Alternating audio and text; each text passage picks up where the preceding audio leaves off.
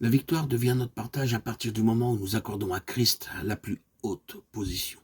À moins que Christ n'ait la prééminence dans nos cœurs, nous ne pouvons pas vaincre et obtenir la victoire, obtenir la couronne. Christ a la prééminence dans l'expérience du chrétien. Il faut qu'il croisse et que je diminue, nous est-il annoncé, Jean 3,30 par Jean-Baptiste. Les expériences du chrétien sont de deux sortes, des expériences rafraîchissantes et des expériences amères. Dieu nous fait passer par des expériences rafraîchissantes ou amères de la vie, avec pour seul objectif, Christ en tout, le premier.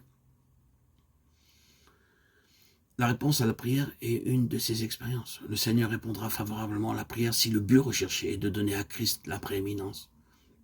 Cherchez premièrement le royaume de Dieu et sa justice et le Seigneur agira selon vos besoins. Matthieu 6, 33. Demander au nom du Seigneur signifie s'adresser au Père en faveur de son Fils, afin qu'il en soit le bénéficiaire. À la lumière de ce principe, nous affirmons que ceux qui pensent selon la chair ne posséderont jamais la prière du Seigneur. Laissons donc la croix traiter notre chair pour que nous soyons les intercesseurs du Seigneur, exprimant par la prière la volonté du Seigneur. Nous ne devons pas prier pour satisfaire nos besoins personnels. L'entrée dans le sanctuaire est l'expérience de tous ceux qui mettent Christ à la première place.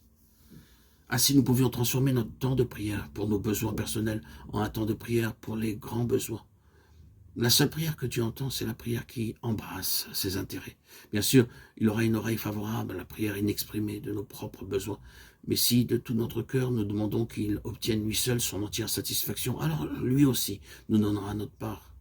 Une des douces expériences dans la vie du chrétien est d'avoir continuellement une réponse à la prière. N'oublions pas que la réponse à la prière est liée à la prééminence de Christ en toutes choses. La croissance est aussi une expérience encourageante dans la vie du chrétien. Nous devons être comme de petits enfants, mais sans pour autant le demeurer. La croissance spirituelle n'est pas l'augmentation de la connaissance des Saintes Écritures, mais le constant développement d'une mesure grandissante de Christ en nous. La croissance n'est pas simplement une diminution de nous-mêmes, mais un complet crucifiement du moi. Nous grandissons non seulement lorsque nous pensons moins à nous, mais surtout lorsque nous ne pensons plus du tout à nous. À titre d'exemple, la véritable humilité consiste à ne plus avoir un seul regard pour soi-même. Regarder à soi produit une humilité relative, mais ne plus se regarder du tout est l'essence d'une humilité absolue. C'est cela la croissance. Croître, c'est laisser Christ avoir la prééminence dans ma vie. Il faut qu'il croisse et que je diminue. Jean 3,30. Christ ne grandit pas en moi selon la connaissance scripturaire que j'acquiers, mais selon la mesure de ma consécration. Mon don à Dieu sera toujours à l'échelle de la prééminence de Christ en moi.